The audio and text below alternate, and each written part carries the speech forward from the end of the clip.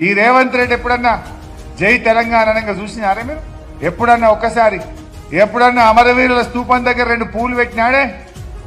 ఏనాడన్నా తెలంగాణ అమరులకు 2 పూలన్న పెట్టిండా? ఒక్కనాడు జై తెలంగాణ అన్నోడు కాదు, అమరవీరుల స్తూపం దగ్గర 2 పూలు పెట్టినోడు కాదు. మరి ఇటువంటి వాళ్ళ చేతుల్లో ఈ తెలంగాణ ఉంటే ఏమైతుందో ఆలోచించండి. ఇలా రాకేష్ అయినా మేమందరం మనందరం తెలంగాణ ఉద్యమంలో ఎంతో పోరాటం చేసినాం, జైళ్ళల్లో పడ్డాం, లాఠీ దెబ్బలు తిన్నాం. ఇదే రేవంత్ రెడ్డి తుపాకీ పట్టుకొని వచ్చిండు, ఎవడరా జై తెలంగాణ అంటాడు అని. ఉద్యమకారుల మీద తుపాకీ పెట్టినటువంటి వ్యక్తి. అటువంటి వ్యక్తి పట్ల మనం జాగ్రత్తగా ఉండాల్సినటువంటి అవసరం ఉంది. రేపు 10 ఏళ్ళు కాబోతున్నది. రాష్ట్రం ఏర్పడి 10 ఏళ్ళు అయ్యే సందర్భంలో హైదరాబాద్ ను జాయింట్ క్యాపిటల్ చేయాలని కుట్రలు జరుగుతూ ఉన్నాయి. హైదరాబాద్ లో జాయింట్ క్యాపిటల్ ఇంకో 10 ఏళ్ళు పెంచాలని కుట్రలు జరుగుతూ ఉన్నాయి. కేంద్ర పాలిత ప్రాంతం చేయాలని కుట్రలు జరుగుతూ ఉన్నాయి.